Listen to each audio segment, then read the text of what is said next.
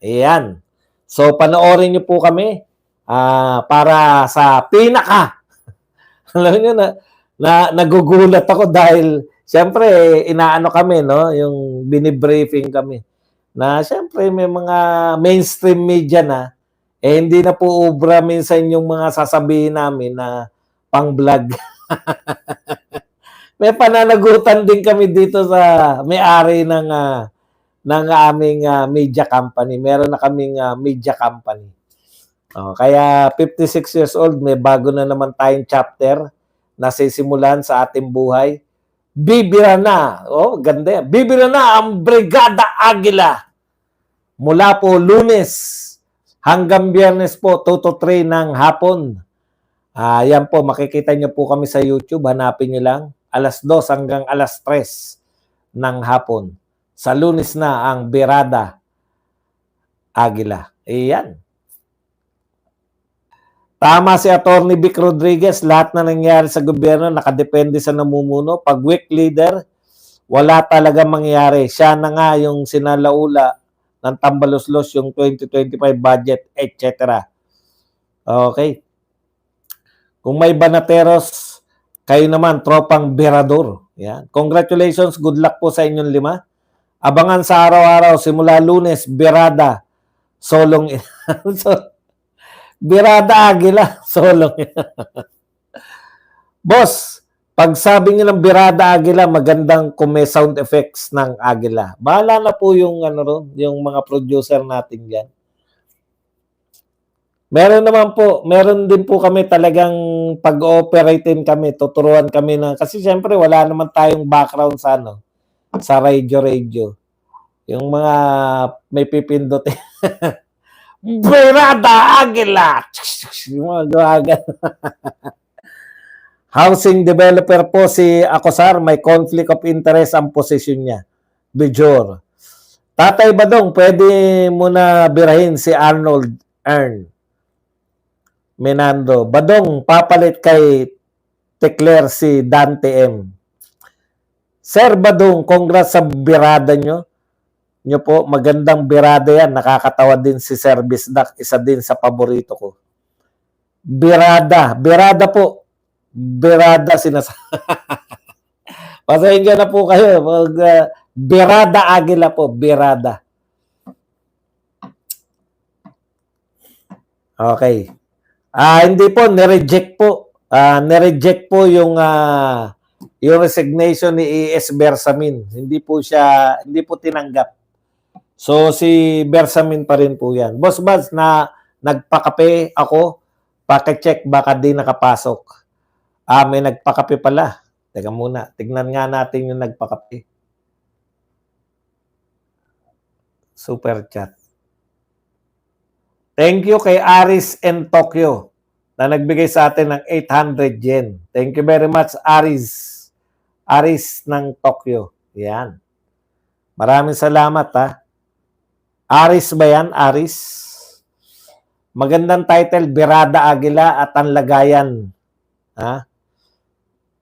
Ng gatas ng... Boss, may susulat din po kaya sa kasaysayan ng Pilipinas ang pangalan ni Auntie Claire. Malabo po. Paano si Angara, boss? Double resignation? Bakit naman double resignation? Dahil nag-resign na siya sa, before, sa Senate. Ganun talaga eh. Boss Badong, sana sa Lunes may interview nyo si Auntie Claire. Sir Baz, ang Net25 may segment sila na mata ng Aguila. Correct if I'm wrong. Hindi ko po alam. Yun nga po yung namin. Kasi yung inaano namin, dapat, ang ganda ng brainstorming namin yan. Meron pa kang punto 5. May ganun pa eh. Tapos naging punto Aguila. Naging Birada Aguila. Maganda yung namin, yung brainstorming namin ng pamagat. Good luck po sa inyo. Siyempre, maganda po yan. Meron pong kabirada. Birada po, birada. Maganda po yan. Meron pong segment doon na involve po kayo. Yung comment nyo po, babasahin namin. So, magbabasa tayo ng comment. Ayan, mula sa inyo. Doon na, live. Yun ang gusto namin lahat eh. Yan, may segment na para sa audience. Bagay sir kay Auntie Claire sa pelikula, yung mayordoma, mata pobre, tukmol na meron sa merong mata ni Agila. Sabi ni Bersamin, madaldal daw si Attorney Vic. Tatay Badong, natupad na pangarap ng viewers mo magkaroon ka ng schedule, time slot. Opo, maraming salamat po. Matagal ko na pong ano yan, di ba? Matagal na natin yung gusto. Ngayon, eto na. Pang radyo pa lang po, pero sa malay nyo, ma-develop na tayo. Malay nyo, pag 80 na ako. Sir Bads, bagay sa iyo, corporate looks, naka-suit, semi-formal. Wag po kayong mag-alala. Siyempre, napag-usapan din namin yung mga susuotin. Kaya talagang paghandaan po namin, meski sa mga forma, ngayon pa lang, naglalagay na tayo ng ano ulit, no? ng gel. Para mukha tayong Vicente. Boss, tanong, meron ba kayong mga guest para politics at artista? Yan po, isa po yan sa mga pinag-usapan namin na politics lang ba? Yung kunwari, meron pong minsan na sisingitan tayo ng mga usaping artista, di ba? Pwede po talaga. Pwede po. Hindi lang po pampolitika, no? Pero hindi po yung sasadyain na may segment talagang ganon, hindi po. Kung meron pong mga bali-balita na mainit tungkol po sa mga artista at iba pa, tatalakayin natin yan. Okay. Isa ka sa magaling na vlogger na paborito ko, Sir Badong, yung gigil at pang-asar sa mga buhay. Dahil regular na si Tatay Badong sa SMNI, isasarado niya ang Badong Aratilis channel. Biro lang. Hindi po. Congrats, Sir Bads. Boss, baka magka-solo show ka rin. Birada Badong. Hintay tayo, lapit ng upo sa admin si Roas. Hanggang sa August na lang pala ang termino ni Ombudsman Martires. Sino kaya ang ipapalit ni BBM? Baka si Bersamin daw. Hindi po, ES pa rin po si Bersamin hanggang matapos. Hindi lang pang-politika, pang-showbiz pa. Yeah. Pang-sports pa. Depende po. Kunwari, may nag-champion po na Olympics. Siyempre, balita mo yun. Di ba? Sacrificial lamb. Hindi lang pang-politika, pang-sports pa. Yeah. O comment lang po kayo. Success? Tatay Badong, sana ma-interview mo si BBM. Baka maganda naman po yung usapan namin ng mga boss. Sabi ko nga pag mga interview, wag na po ako sa mga interview. Hindi, kinakailangan daw namin magsanay dahil sa radyo, talagang panay interview. Okay naman. Talaga naman, kaya naman natin din yan. Marami naman tayo na interview. Ganun talaga, di ba? Good luck, Sir Berada Aguila. Good job. Yan. Good luck, Sir Berada Aguila. Si Bersamin ilalagay sa ombudsman at si Ochoa ang papalit kay Bersamin.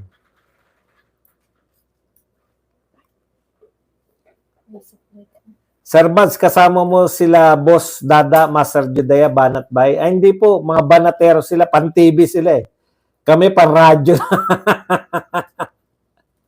Pang-SMNA sila. Kami pang-radyo lang. Boss, baka ma-discover kang artista, komedyante. Sino makakasama mo? Kami po 5. Iba-ibang araw, iba-iba pong kasama. So, at least meron kaming 2 beses sa isang linggo. Congrats, Boss Buds and the rest. Tatay Badong, sa wakas mapapanood ka na ng boses mo. Level up na si Sir Badong. Ilabas sa YouTube, Kuya Buds, para mapanood. Opo, sa YouTube nyo po mapapanood. Sa YouTube. Hanapin nyo po yung DZAR. Ngayon pa lang, mag-subscribe na kayo sa DZAR. Na YouTube channel. Yung YouTube channel po ng DZAR. Yan. Interview nyo sila Kitty Omar at Rigo Duterte. Amik. Tatay Badong, may anino sa likod mo. Congratulations. Copy. Mag-subscribe na po kayo sa DZAR para hindi po kayo mapapalabang ka ng English kapag ini-interview si Attorney Trixie. Ngayon nila makikita kung gaano katalino si Boss Badong. Kumuhay pa yung anino. Narito misis ko dinalaw ko ngayon sa kuta. May bubwit ba dyan, boss? Mapapanood din sa ayan, no? Ayan na si Minandro Oracion, no? DZAR. Yan, mag-ano na kayo riyan. Mag-subscribe na kayo sa DZAR. Yan na yung link. Nilagay na ni Diyan po tayo magkikita-kita mula sa Lunes. Yan.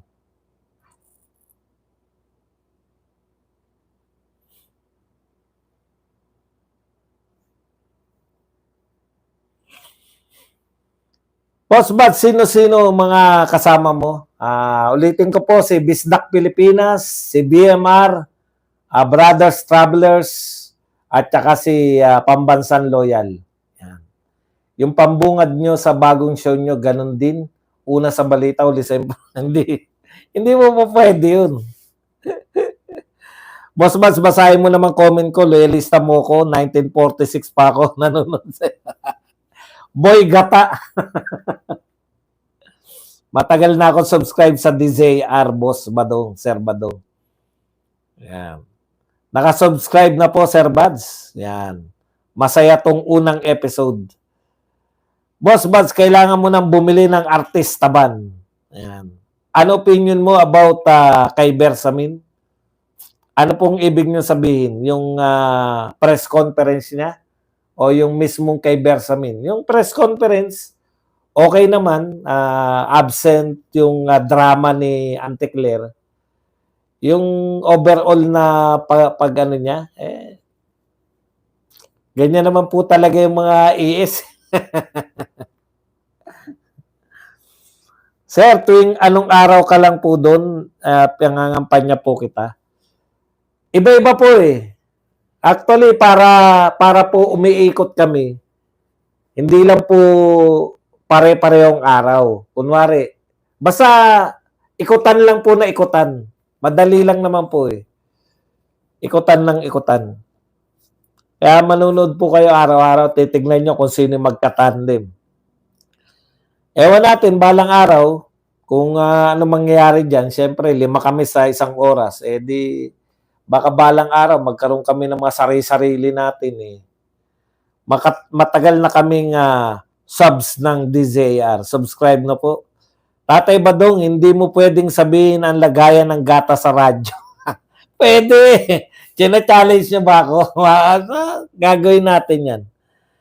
Yan ang abangan nyo kung kailan ko maipapasok yan, yung lagayan ng gatas.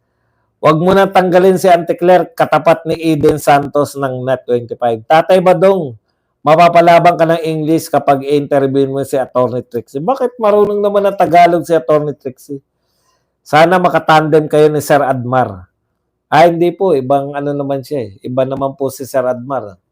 Boss na yun eh. Tsaka talagang kayang-kaya na nung magprograma ng sarili. Boss Bad, si Tambi nasa Spain, nag-speech po ng bulol, feeling presidente talaga, wala namang kwenta. Tatay Badong, kung Monday, Tuesday ka sa radyo, Wednesday, Friday ako manonood. Boss Bad, magtapatan tayo, may asim ba sa'yo si Risa Ontiveros? Wala po. Hindi po ganyan ang mga kursunada natin. No? Hindi po yung mga tipo ni Boss Bad, para sa win-win solution, uwi PRRD, tigil impeachment at tigil kaso panggigipit sa PRRD supporters. Wala nga ganung offer eh, di ba? Kasi gusto natin konkreto yung sinasabi. Sanay na tayo kay Marcos na sanay na tayo kay President Marcos, yun namin, siyempre dahil nagme-mainstream na kami, hindi na kami pwedeng Tatay Badong, congrats, new achievement, unlock mo. Boss Bads, kahit artista ka na, wag kang bibili ng pampapogi kay Maravillas. Kurso na daw ni Tatay Badong si Aya Madel. Sana si Lito Lapid ang gawing Senate President para panalo ang Komite de Silencio. Boy gata. Naka-free yan, mga ano natin. Sir, sana ma-interview nyo po si Pastor Kebuloy. Bawal pong interviewin. Makikita din kayo sa cable channel si Sikat na lolon yan. Minando at saka yung mga mala Joy Jimenez. Congratulations on your new endeavor. So happy for you. Yan. Thank you, Ma'am GQ. Hanggang salita lang yan si Baby M. Gusto ni Baby M ng pakikipagbati pero yung mga taga-ICC andito na naman sa Pilipinas, andyan sa Pasay. Yun nga po ang sinasabi ni Senator Bato, no? Tigilan nyo na yung panggigipit sa mga kapulisan. Sir, congratulations po. Ikaw naman po magpakape. Binobola lang kayo ni BBM. Nawala yung binabasa ko eh.